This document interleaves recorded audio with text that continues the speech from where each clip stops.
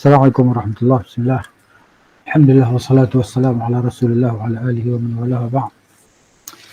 Kita hari ini bersama dengan kitab Qasas Al-Anbiya pada muka surat 238 pasal kedua, kisah perdebatan Ibrahim Al-Khalil dengan Raja Namrud. Dalam surah Al-Baqarah ayat 258 Allah Ta'ala berfirman, kita lihat surah Al-Baqarah 258. Nampak tak skrin yang saya share di sini? Nampak Ustaz. Okey, ya Quran kan. Di sini Allah Subhanahu Wa Taala sebut tentang perdebatan di antara Nabi Ibrahim alaihissalam dengan Raja Namrud. Dengan firman-Nya, A'udzubillahi minasyaitonir rajim. Alam tara ila alladhi hajja Ibrahim fi rabbih an ataahu Allahul mulk إذ قال إبراهيم ربي الذي يحيي ويميت قال أنا أحيي وأميت قال إبراهيم فإن الله يأتي بالشمس من المشرق فأت بها من المغرب فبهت الذي كفر والله لا يهدي القوم الظالمين. Alam tara, tidakkah engkau lihat, tidakkah engkau perhatikan kepada orang yang berhujah Ibrahim dengan Nabi Ibrahim alaihissalam fi rabbih, pada Tuhannya, an atahu Allahul mulk, bahawa Allah telah berikan kepadanya kerajaan ataupun kekuasaan.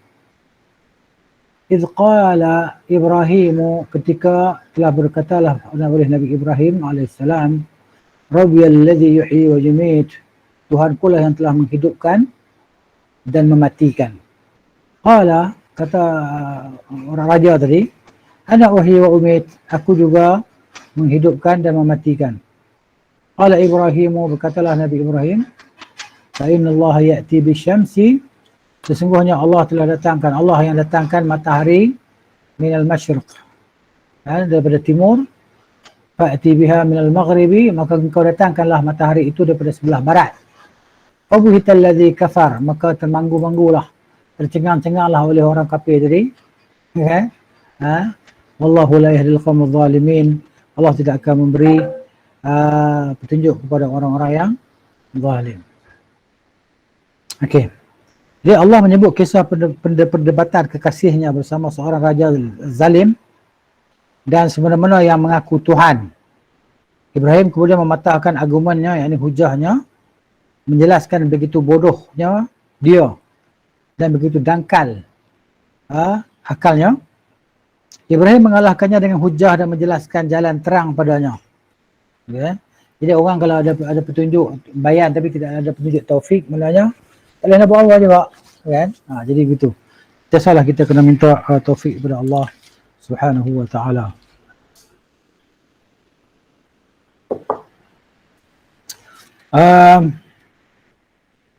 Para ahli tafsir, ahli nasab ni maknanya keturunan lah, menghafal tentang silsilah keturunan. Dan sejarah menyebutkan raja yang dimaksud adalah Raja Babylon. Babylon ni di Iraq kan. Namanya Namrud bin Kan'an bin Kaushi bin Sam bin Nuh, seperti yang disampaikan oleh Mujahid. Yang lain menyebut Namrud bin Falih bin Abir bin Saleh bin Arfakhshaz bin Sam bin Nuh. Mujahid yang lain menyebutkan ia adalah salah seorang raja dunia, kerana seperti yang disebutkan para ahli, hanya ada 4 raja besar di dunia, 2 di antaranya mukmin dan 2 lainnya kafir. 2 raja yang beriman itu adalah yang beriman adalah Dzulqarnain dan Sulaiman. Sementara 2 raja besar yang kafir adalah Namrud dan Bukhtanasar. Ini disebut oleh ahli sejarah lah.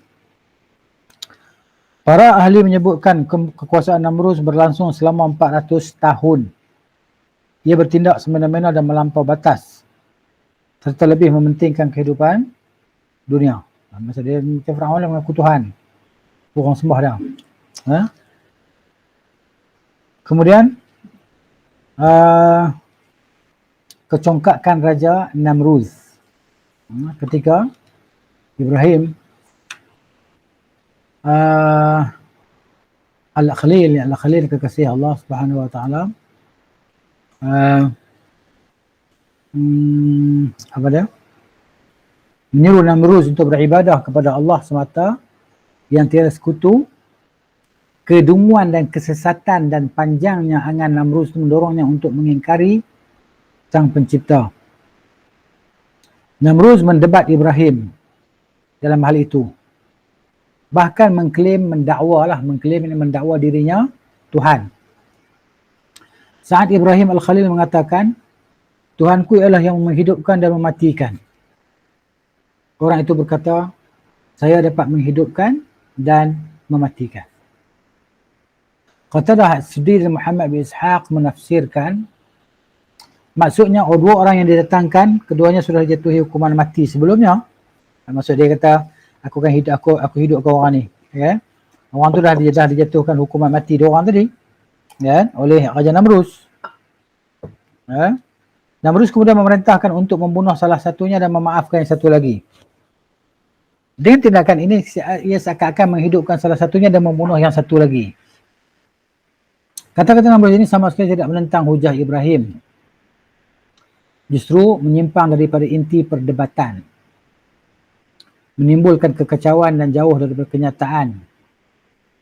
Jelasnya demikian, Ibrahim menyebut adanya pencipta dengan bukti adanya sebagai makhluk hidup dan mati yang bisa dilihat. Semua itu menunjukkan adanya pelaku utama, pencipta lah. Causa prima dia kata. Kan? Yang pencipta asal. Di mana segala sesuatu bersandar padanya dan tidak bisa berdiri sendiri. Pasti ada pelaku terhadap semua makhluk yang ada. Setiap yang ada ni mesti ada yang menciptakannya. Tak mungkin dia ada macam tu saja. Kan? Pelaku yang menciptakan, mengatur, menjalankan bintang-bintang, angin, awan, hujan, menciptakan seluruh haiwan yang bisa dilihat secara kasar mata. Mata kasar lah. Mata kasar. Kemudian setelah itu mematikannya semuanya. Kerana itu Ibrahim mengatakan, Tuhanku ialah yang menghidupkan dan yang mematikan. Kemudian si Raja Dungu yang Namruz itu pun menjawab, aku dapat menghidupkan dan mematikan juga. Jika yang dimaksud bahawa dialah pelaku semua makhluk yang ada, berarti ia sombong dan membangkang. Dan jika yang dimaksud seperti yang dikatakan Qatadah As-Suddi dan Muhammad bin Ishaq, berarti si Raja Dungu tersebut mengatakan sesuatu yang sama sekali tidak ada hubungannya dengan kata-kata Nabi Ibrahim alaihissalam. Kerana itu sama sekali tidak membantah bahagian pembuka juga tidak menentang dalil yang disampaikan oleh Ibrahim. Maknanya ini dia guna hujah bodoh lah. Akan berhujah dengan cara yang bodoh. Dia tak nak hujah macam mana. Akhirnya itulah cara dia. Tapi itulah dia maknanya manusia yang melampaui batas golongan Taghut ni, dia pun kalau kalah berhujah, dia akan gunakan kekuasaan. Dia akan gunakan kekuatan ataupun ketenteraan. Baik. Terlihat pula tajuk ya. Nabi Ibrahim membuat Raja Namruz mati kutu dengan hujah dia lah. Dia memang tak boleh nak buat apa dah. Memang kalah lah. Akhirnya kalah macam tu dia guna kekuatan dia lah, tenaga dia, kekuasaan dia. Namun kerana kekeliruan argumen, yakni hujah si Raja Dungu ini, mungkin tidak difahami banyak orang yang hadir ataupun yang lain, Ibrahim menyebut dalil lain yang menjelaskan keberadaan pencipta. Meruntuhkan klaim yakni dakwa Namruz yang mengalahkan argumennya dengan jelas. Yakni hujahnya dengan jelas dikalahkan. Dalam Al-Baqarah yang kita baca tadi, Ibrahim berkata sesungguhnya Allah menerbitkan matahari ya'ti bi syamsi minal masyriq. Allah dah terbitkan matahari dari sebelah timur, maka engkau terbitkanlah matahari dari sebelah barat. Kalau yang tu memang tak nak buat lah. Nak buat macam mana lagi dah? Tak ada helah lagi dah.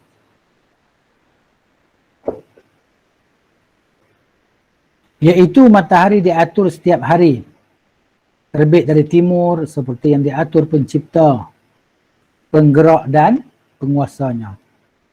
Dialah yang tiada ilah yang berhak diibadahi dengan sebenarnya selainnya, pencipta sesuatu, segala sesuatu. Jika kau bisa menghidupkan dan mematikan seperti yang kau katakan, maka terbitkanlah matahari daripada sebelah barat. Kerana zat yang menghidupkan dan mematikan, dialah yang berbuat apa pun seperti yang dia kehendaki, tanpa terhalang ataupun tertegah. ia mengalahkan segala-galanya. Apa pun tunduk padanya. Jika engkau memang seperti itu, silakan kau lakukan itu. Jika tidak bisa, jika tidak boleh, berarti kau tidak seperti yang kau katakan. Dan kau, siapapun pasti tahu, kau dan siapapun pasti tahu, kau tidak akan bisa melakukan hal-hal seperti itu. Kau terlalu lemah dan tidak mampu untuk sekadar mencipta seekor nyamuk pun atau bisa mengelak daripada serangannya. Ini. Ibrahim menjelaskan kesesatan, kebodohan dan kebohongan Namrud yang mengaku sebagai Tuhan. Menjelaskan kekeliruan yang ia tempuh dan sikap membanggakan diri di hadapan para pengikutnya yang bodoh. Namrud tidak lagi bisa menjawab kata-kata Nabi Ibrahim, hanya terdiam 1000 bahasa. Kerana itulah Allah Ta'ala berfirman, fabuhital ladzi kafar. Wallahu la yahdil qawmal zalimin. Maka lalu terdiamlah orang kafir itu. Allah tidak memberi petunjuk kepada orang yang zalim. As-Suddi menyebutkan perdebatan dengan Namrud, Nabi Ibrahim dengan Namrud ini terjadi pada hari setelah Ibrahim keluar daripada kobaran api. Ini kata As-Suddi ya. Ibrahim belum pernah bertemu sebelumnya, kemudian terjadilah perdebatan ini. Abdul Razak meriwayatkan daripada Ma'mar dari Zaid bin Aslam bahawa Namrud memiliki persediaan makanan. Orang-orang biasa datang menemuinya untuk meminta perbekalan makanan. Ibrahim datang bersama yang lain untuk mengambil perbekalan makanan. Sebelum itu Ibrahim pernah bertemu Namrud. Saat itu terjadilah perdebatan di antara Namrud. Perdebatan di atas lah. Namrud tidak memberikan makanan kepada Ibrahim seperti yang diberikan kepada yang lain. Nabi Ibrahim AS keluar tanpa membawa apa-apa makanan pun. Setelah berada di dekat rumah, Ibrahim menghampiri sebuah gundukan pasir. Lalu memenuhi kedua ranselnya karung dengan pasir. Setelah itu Ibrahim mengatakan, aku akan mengalihkan perhatian keluarga aku saat tiba di rumah. Ibrahim letakkan barang bawaan, bersandar lalu tidur. Isterinya Sarah bangun menghampiri kedua ransel, yakni kedua karung bawaan Ibrahim. Sarah mendapati keduanya penuh dengan makanan yang enak lah. Sarah kemudian membuatkan makanan. Setelah Ibrahim bangun, dia melihat barang-barang bawaannya sudah dibenahi. Ibrahim kemudian bertanya, di mana kalian mendapatkan makanan ini? Sarah menjawab, makanan yang kau bawa. Ibrahim akhirnya tahu bahawa itu adalah rezeki yang diberikan Allah kepada mereka. Para Anbiya alaihissalatu wassalam, Allah Ta'ala sentiasa menolong dan membantu mereka kan. Jadi orang-orang yang bertakwa di kalangan orang-orang beriman pun akan datang dan dapat bantuan daripada Allah Subhanahu wa Ta'ala. Zaid bin Aslam mengatakan Allah mengutus seorang malaikat untuk menemui si raja zalim itu. Menyuruhnya untuk beriman kepada Allah. Namun si raja enggan beriman. Tak mau beriman. Malaikat menyuruhnya untuk kali kedua. Namun dia tetap dengan enggan beriman.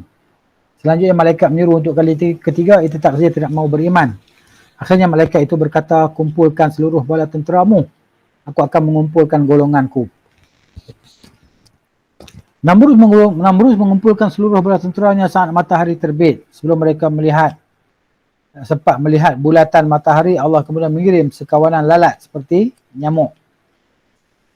Allah menguasakan lalat tersebut di atas mereka, memakan daging dan darah mereka. Mereka kemudian dibiarkan dengan wujud berupa tulang belulang rapuh. Seekor lalat masuk ke hidung si Raja Bengis itu dan bertahan di sana selama 400 tahun lamanya. Allah menyiksanya dengan lalat itu. Selama itu dia memukuli kepalanya dengan tongkat kecil sehingga Allah membinasakannya kerana seekor lalat. Ini kan cerita kan. Maknanya orang-orang yang zalim ni macam itulah balasan dan kemuncak apa yang mereka dapati. Tapi ceritanya itulah cerita dia punya cerita Israiliyat lah macam tu kan. Sebab kalau dalam hadis tidak ada pendetilan yang macam ni. Cuma kita boleh baca dan dengar lah kisah ni. Cumanya dalam Al-Quran, Al-Hadis datang secara umum ya. Datang secara umum untuk apa? Untuk kita ambil iktibar dan pengajaran.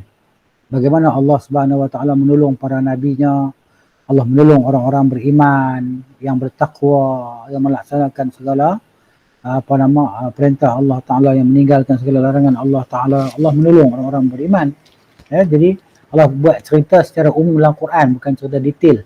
Jadi maknanya cerita detail tak ada dalam Al-Quran. Itu juga dalam hadis ya. Itu ada sebagian-sebagian cerita yang dalam cerita agak detail lah, tapi tak banyak lah. Gitu.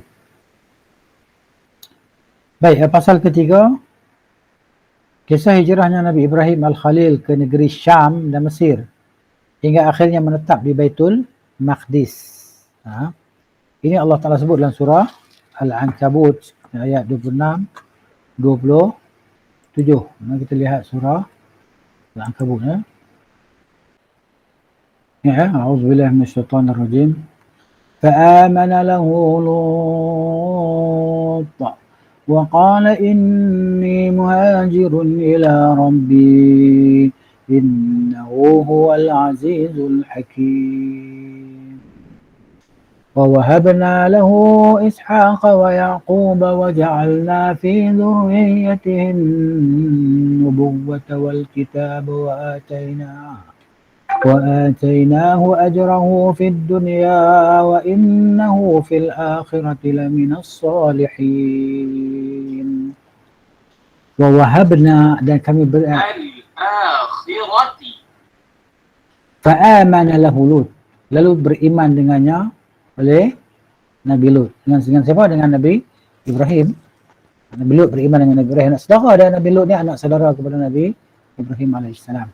Waqala, dan dia berkata, inni muhajirun, sesungguhnya aku berhijrah ila Rabbi, kepada Tuhanku, innahu huwal azizul hakim, sesungguhnya dia maha perkasa lagi maha bijaksana.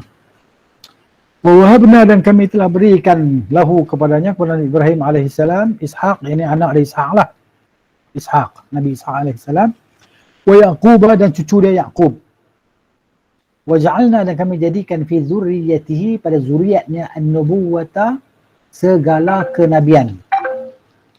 Segala kenabian, semua nabi daripada zuriat Nabi Ibrahim alaihissalam. Wal kitaba, dan al-kitab. Wa atainahu, dan kami berikan kepadanya ajrahu, balasannya, upahnya, di dunia, Wa innahu fil akhiratin, sungguhnya dia di akhirat la minas salihin, termasuk di kalangan orang-orang yang salih. Ini Allah sebutkan tentang Nabi Ibrahim alaihissalam. Okey. Kemudian dalam surah Al-Anbiya ayat 71, kita tengok surah Al-Anbiya. A'udzubillahi minasyaitonir rajim. ونجيناه ولوطا إلى الأرض التي باركنا فيها للعالمين ووهبنا له إسحاق ويعقوب نافلة وكلا جعلنا صالحين وجعلناهم أئمة يهدون بأمرنا وأوحينا إليهم فعل الخيرات وإقام الصلاة وإيتاء الزكاة وكانوا لنا عابدين. وَنَجَّيْنَاهُ, dan kami selamatkan dia, kata Allah. Kami selamatkan dia, yakni Nabi Ibrahim alaihissalam, wa Lutan, dan Nabi Lut, ilal ard, ke bumi, allati barakna, yang telah kami berkati fiha padanya, lil alamin, pada sekalian alam. Dan kami berikan kepadanya Ishaq dan Yaqub nafilatan, wa kullan, sebagai bantuan, kami berikan kepadanya Ishaq dan Yaqub nafilah, anugerah, pemberian, wa kullan, setiap mereka kami jadikan mereka sebagai orang-orang yang salih, yang salihin. Dan kami jadikan mereka sebagai para imam, ketua-ketua, yahdun, yang memberi petunjuk dengan perintah kami, dan kami wahyukan kepada mereka yang al-khair, melakukan segala kebaikan. wa iqamas salah dan mendirikan salat, wa ita'az zakat dan menunaikan zakat, wa kanu lana abidin dan Allah mereka itu beribadah kepada kami. Okey. Saat Nabi Ibrahim AS meninggalkan kaumnya kerana Allah, isterinya mandul, tidak bisa melahirkan anak. Faham kan? Jadi maknanya isteri dia tidak ada anak. Sarah ni mandul. Dan saat itu Nabi Ibrahim tidak mempunyai seorang anak pun. Ia hanya mengajak keponakannya. Apa dia keponakan dia? Itu Nabi Lut, anak saudara dia. Dia hanya ada anak saudara dia, Lut bin Haran bin Azar. Namun setelah itu Allah menganugerahkan anak-anak yang saleh kepada Ibrahim dan menjadikan nubuwah serta kitab di antara keturunannya. Anak-anak yang saleh ni anak cucu dia lah, anak-anak cucu dia. Dia anak dia 2 orang je, Nabi SAW. Setiap Nabi yang diutus setelah Ibrahim semuanya berasal dari keturunan Ibrahim AS. Setiap Nabi yang menerima kitab daripada langit pasti berasal daripada salah satu keturunannya sebagai kurniaan dan kemuliaan untuknya kalau pergi meninggalkan kampung halaman, keluarga dan sanak kerabat, berhijrah menuju sebuah negeri yang ia biasa dan luasa, sewenang-wenang boleh beribadah kepada Rabb Azza wa Jalla dan menyeru siapa pun kepada Allah. Kemudian bumi yang dituju oleh Nabi Ibrahim saat berhijrah adalah bumi Syam. Syam ni maknanya apa dia? Palestin, Jordan, Lebanon, Syria, itu Syam. Ya. Itulah bumi yang disebut oleh Allah Azza wa Jalla dalam surah Al-Anbiya ayat 71, surah Al-Anbiya yang kita baca tadi kan. Ila al-ardi allati barakna fiha wa najaynahu wa lutan ila al-ardi allati barakna fiha lil alamin. Ini ayat ni. Demikianlah penuturan Ubay bin Ka'ab, Abu Aliyah, Qatadah dan lainnya. Al-Awfa meriwayatkan daripada Ibn Abbas terkait firman Allah Ta'ala, negeri yang telah kami berkahi untuk seluruh alam. Al-Anbiya 71-73. Lil alamin barakna fiha lil alamin. Kan? Jadi Al-Awfa meriwayatkan daripada Ibn Abbas yang berkenaan dengan ayat ni, dia kata iaitu Mekah. Dia kata Mekah. Bukankah engkau mendengar firman Allah Ta'ala dalam surah Al-Imran ayat 96? Ya.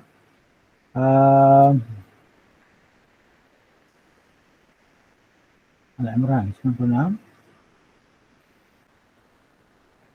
Inna awwala baitin wudi'a lin-nasi lalladhi bi Bakkata mubarakan wa hudan lil alamin.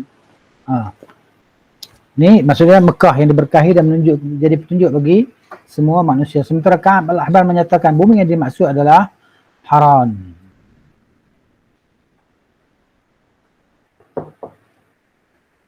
Haran ni kat mana ya? Tengok. Dan saya cuba search Haran tadi.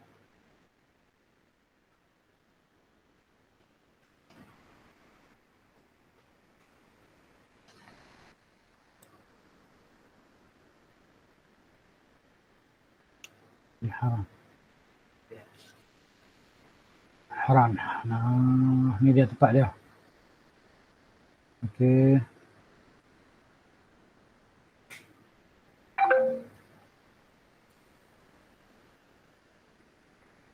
Di mana di sini dia kata Haran adalah Madinah Qadimah, bandar lama fi biladi ma baina nahraini taqa' halian janub syarq Turkiya. Oh, di sebelah selatan timur, selatan bahagian timur. Dia panggil tenggara apa? Ni. Dia syarq timur, selatan sebelah timur Turki. Itu Haran. Kan? Ni bandar Haran. Okay. Oh, selatan timur Turki. Inda manba' Nahr al-Baligh, dekat punca air atau sungai Al-Baligh. Kan? Jadi Nahrul Furat, Dzukira fi Taurat, disebut dalam Taurat bahawa dia adalah bandar yang meletak padanya oleh Nabi Ibrahim selepas dia berhijrah daripada Aur, kan? Sumiat inda Rumman bismi Karhai. Masa Rom menyebut nama dia sebagai Karhai. Kaum muslimin masuk pada tahun 639 Masihi. Ya. Ini dia. Bandar Haran. Ya. Okey. Ini saya dapat cari kenaan dengan Haran tadi. Okey, nampak? Tadi ya. Seperti telah kami sebutkan sebelumnya, bersumber daripada ahli kitab, kan? Ahli ahli kitab ni maknanya Taurat atau Injil lah. Ibrahim pergi meninggalkan bumi Babylon, kan? Babylon. Okey, kita cuba tengok sikit Babylon. Okey. Babylon.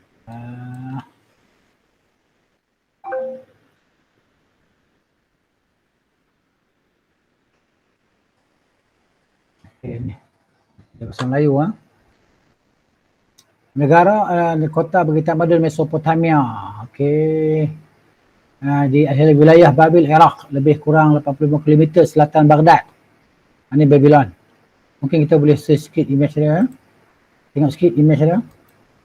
Tempat dia. Ni. Okey, ni Babylon.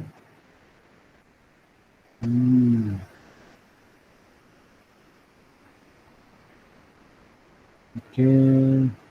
Merah. Ni. Kan? Padang pasir lah. Batu-batu okey. Ada tumbuh-tumbuhan dah lah. Ada penempatan di sini ni. Babylon. Okey.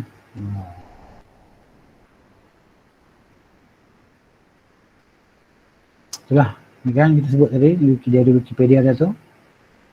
Okey.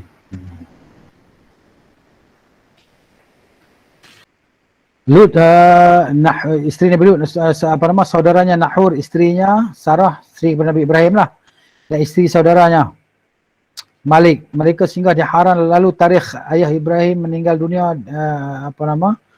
di sana lah. Tarikh ayah Ibrahim meninggal dunia di sana. As-Suddi mengatakan Ibrahim dan Lut pergi menuju ke Syam. Kemudian bertemu Sarah,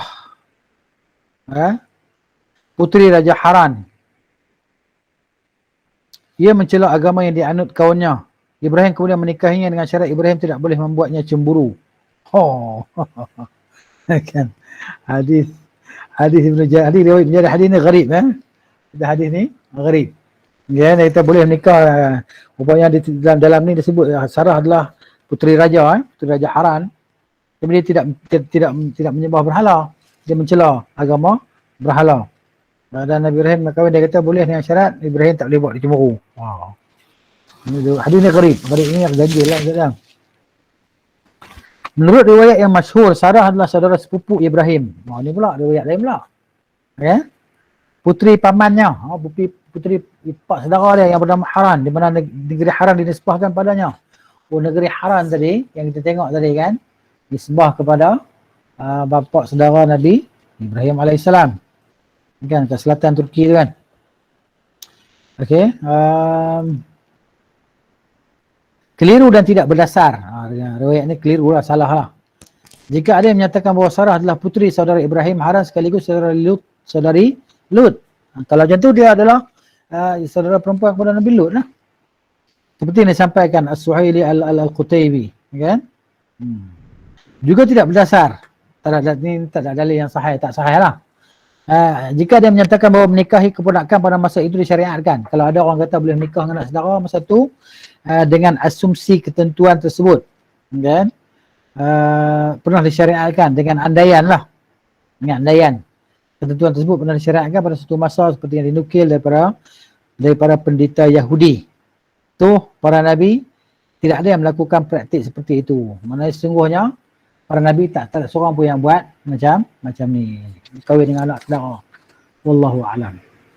Menurut riwayat yang masyhur, saat berhijrah meninggalkan Babylon, Ibrahim pergi bersama Sarah seperti telah disampaikan sebelumnya, kan?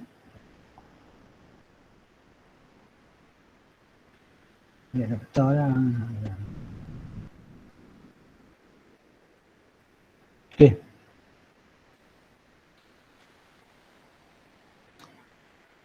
Ahli kitab menyebutkan saat Ibrahim tiba di Syam, Allah mewahyukan kepadanya, sungguh aku menjadikan negeri ini untuk para keturunanmu peninggalmu.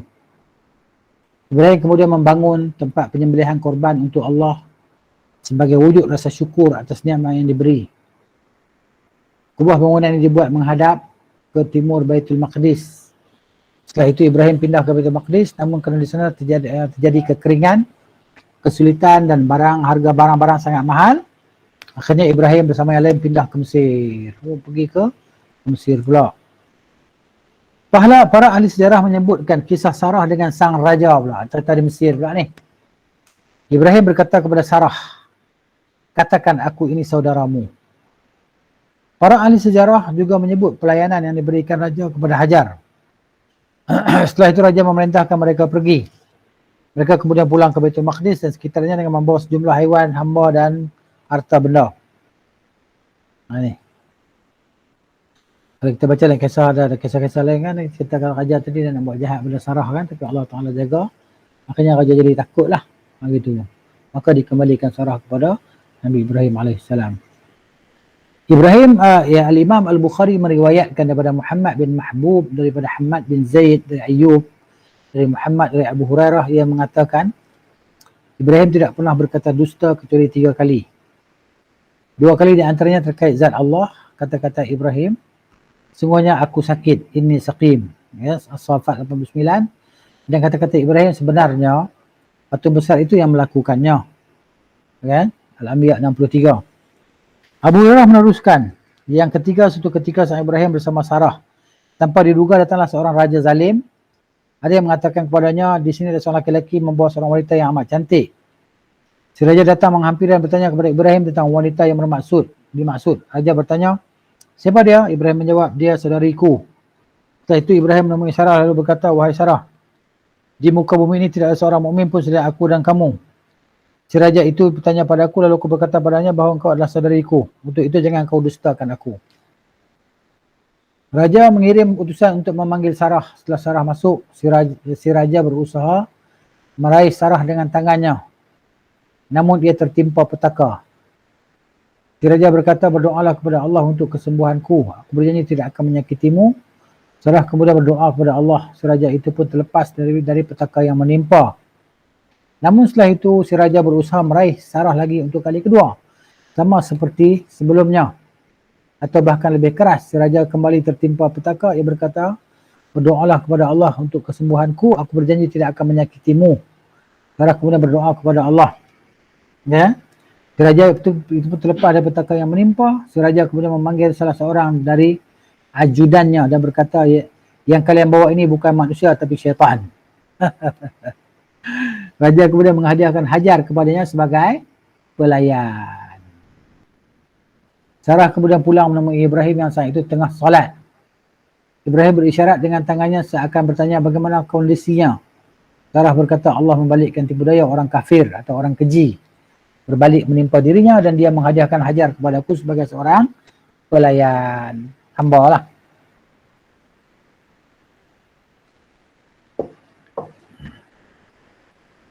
Abu Hurairah mengatakan, itulah ibu kalian, wahai anak-anak air hujan. Ya. Hanya Imam Al-Bukhari meriwayatkan hadis ini melalui sanad di atas secara mauquf. Mauquf ni apa? Riwayat yang berhenti sampai kepada sahabat. Maksudnya sahabat kata gini, sahabat kata gitu. Kan? Sahabat kata Rasulullah kata, dia tak kata itu, dia kata gini. Dia sebut kisah ni. Begitu. Tapi kita kena tahu ya, kalau berkenaan dengan perkara-perkara gaib kan, perkara-perkara yang bukan kita kata realiti yang nampak depan mata ni, maknanya kalau sahabat cakap mana hukumnya hukum marfu' lah. Sebab dia pun tak pandai nak cerita benda pelik-pelik kan. Dia pun tak pandai nak pandai-pandai dalam agama Allah Subhanahu wa ta'ala.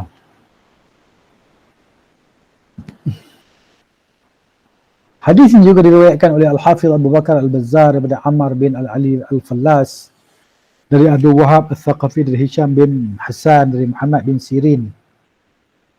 Dari Abu Hurairah daripada Nabi SAW, beliau bersabda, Ibrahim tidak pernah berkata dusta kecuali 3 kali. Ya. Ini sama tadi kan. Ini kita dah baca tadi kot. Sama tadi kan. Ini pun kita sama yang kata sebelum ni.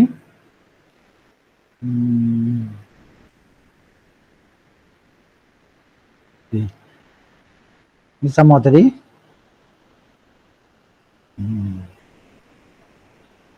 Okay. Kemudian Imam Ahmad bawah tu, peringkat bawah sekali.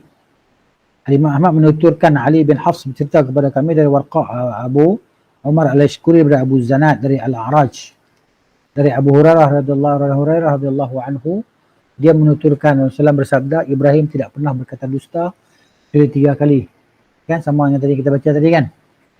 Okey, peringkat bawah tu Abu Hurairah meneruskan, Ibrahim memasuki sebuah perkampungan di mana ada seorang raja atau penguasa zalim. Dia berkata padanya, malam ini Ibrahim masuk bersama seorang wanita yang sangat cantik. Si raja atau penguasa zalim itu kemudian mengutus seorang untuk menemui Ibrahim dan bertanya, siapakah wanita yang bersamamu itu? Ibrahim menjawab, dia saudariku. Raja kemudian mengirim utusan untuk memanggil Sarah. Ibrahim berkata, jangan kau dustakan kata-kataku, aku sudah menyampaikan kepadanya bahawa kau adalah saudariku. Kerana di atas bumi tidak ada seorang pun yang mukmin pun lain selain aku dan kamu. Setelah Sarah masuk, si raja berdiri menghampirinya. Sarah kemudian berwuduk, solat dan berdoa, ya Allah, jika engkau mengetahui aku beriman padamu dan Rasulmu, maka jagalah kemaluanku, kecuali untuk suamiku yang kau memberi kuasa pada orang kafir itu untuk mengusikku. Si raja lantas menutupi kepala kerana ketakutan lalu lari dengan kencang. Abu Zanad menuturkan, Abu Salamah bin Abdurrahman meriwayatkan daripada Abu Hurairah bahawa Sarah mengucapkan, ya Allah, jika dia ini Raja Namrus mati, tentu ada yang mengatakan bahawa aku yang telah membunuhnya. Akhirnya Namrus melepaskan Sarah. Setelah itu Namrus kembali menghampiri Sarah. Sarah kemudian berwudu, solat, kemudian berdoa, ya Allah, jika engkau mengetahui aku beriman kepadamu dan Rasulmu, maka jagalah kemaluanku kecuali untuk suamiku. Jangan kau memberi kuasa pada orang kafir itu untuk mengusikku. Raja itu lantas menutup kepala kerana ketakutan lalu lari dengan kencang. Abu Zanad mengatakan, Abu Salamah meriwayatkan daripada Abu Hurairah, Sarah mengucapkan, ya Allah, jika dia Raja Namrus mati, tentu ada yang mengatakan bahawa aku yang telah membunuhnya. Akhirnya Namrus melepaskan Sarah. Kemudian pada kali kedua atau keempat, Namrus mengatakan, yang kalian datangkan tidak lain adalah syaitan. Kembalikan dia kepada Ibrahim dan berikan hajar kepadanya.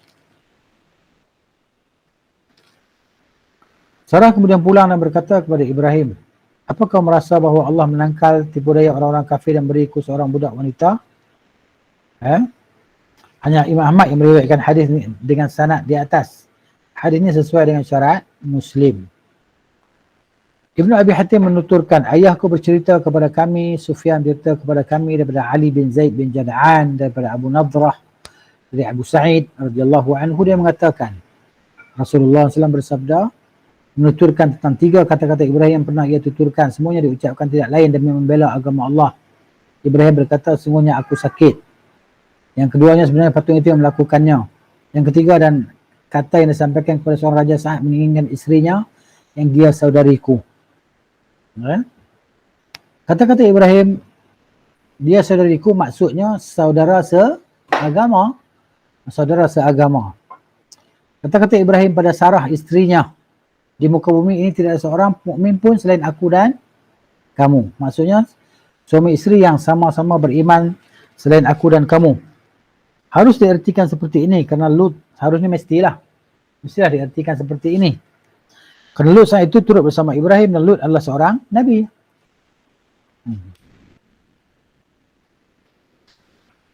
Kata-kata Ibrahim pada Sarah saat dia pulang, Mahyam, maksudnya apa khabar? Ada khabar apa? Sarah kemudian menjawab, sungguh Allah telah menangkal tipu daya orang-orang kafir. Riwayat lain menyebut orang keji, maksudnya si raja, dan ia menghadiahkan seorang budak wanita sebagai pelayan. Sejak isterinya dibawa pergi untuk menghadap Raja, Ibrahim terus solat untuk Allah Azza wa Jalla dan memohon agar melindungi isterinya dan menolak tipu daya si raja yang bermaksud jahat kepada isterinya itu.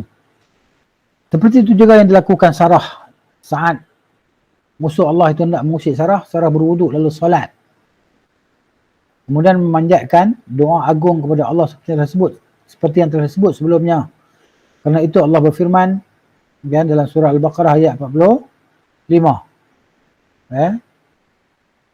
Jadikanlah sabar dan solat itu sebagai penolongmu. Kita tengok. Cuba kita tengok. Dalam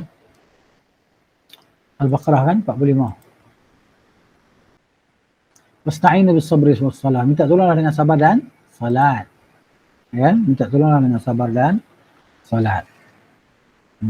Jadikanlah sabar dan salat sebagai penolongmu. Terjemahan tu agak. Padahal minta tolonglah dengan bersabar dan solat. Gitu. Jadikanlah sabar dan solat sebagai penolongmu. Macam tak kenal pula terjemahan ni. Minta tolong sambil bersabar dan solat. Dengan bersabar dan solat. Allah menjaga dan melindungi Sarah kerana pengajaran yang diberikan kerana penjagaan yang dia berikan kepada hamba Rasul dan kekasihnya Ibrahim alaihissalam. Sebagian ulama menyatakan ada 3 Nabi wanita. Sebagian ulama sebahagian ulama. Ini perkataannya marjuh pendapat yang tidak sahih lah. Iaitu Sarah, ibu Musa dan Maryam. Menurut jumhur mereka adalah wanita-wanita yang benar keimanannya. Itu yang betulnya lah. Mereka ni bukan Nabi lah. Kata Ibn Kathir rahimahullah, saya membaca dalam sebuah athar Allah Azza wa Jalla menyingkap tabir antara Ibrahim dengan Sarah. Sehingga Ibrahim bisa melihat Sarah sejak ia keluar rumah sampai pulang. Ibrahim bisa melihat Sarah saat berada di hadapan raja, bagaimana Allah menjaga Sarah dari niat jahat si raja agar hal itu lebih mententeramkan hati Nabi Ibrahim. Kerana Ibrahim sangat mencintai Sarah kerana agamanya, juga kerana kekerabatannya, di samping kecantikannya yang luar biasa. Menurut salah satu riwayat, setelah Hawa tidak ada seorang pun wanita yang lebih cantik daripada Sarah. Segala puji dan kurnia hanya bagi Allah Subhanahu wa taala. Sebahagian ahli sejarah menyebutkan Raja Mesir yang dimaksud adalah saudara Dhahak, seorang raja zalim. Ia adalah penguasa Mesir di bawah kendali kakaknya abangnya lah. Menurut salah satu sumber, nama raja tersebut adalah Sinan bin Ulwan bin Uwaij bin Amalaq bin Lawaz bin Sam bin Nuh. Ibn Hisham menyebut dalam At-Tijan, lelaki yang menginginkan Sarah adalah Amr bin Amr Qais dan Mailun bin Sabah. Ia saat itu menguasai Mesir. Demikian seperti yang dinukil oleh Suhaili, wallahu a'lam.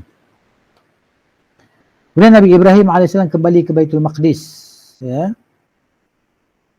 Baitul Maqdis ialah Palestin sekarang lah. Dan setelah peristiwa itu, Ibrahim Al-Khalil meninggalkan Mesir menuju Baitul Maqdis dengan membawa sejumlah binatang ternak dan harta benda melimpah, didampingi Hajar Al-Qibtiyah Al-Misriyah. Selanjutnya, kerana Lut memiliki harta melimpah, Ibrahim memerintahkan Lut untuk merantau ke negeri Gaur yang dikenal sebagai Gaur Zaghar. Lalu kemudian singgah di kota Sodom. Itu dia tempat yang kau binasa tu kan.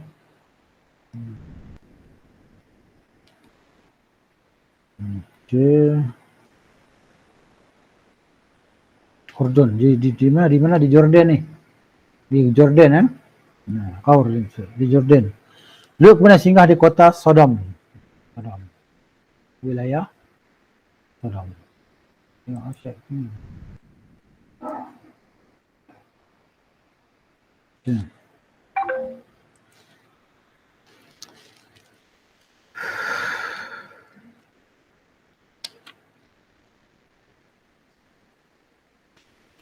Ibu kota Gaur, Urdun, saat itulah Jordan. Penduduknya saat itulah orang-orang jahat, kafir dan keji. Allah menurunkan wahyu kepada Ibrahim Al-Khalil, memerintahkannya untuk menatap ke utara, selatan, timur dan barat.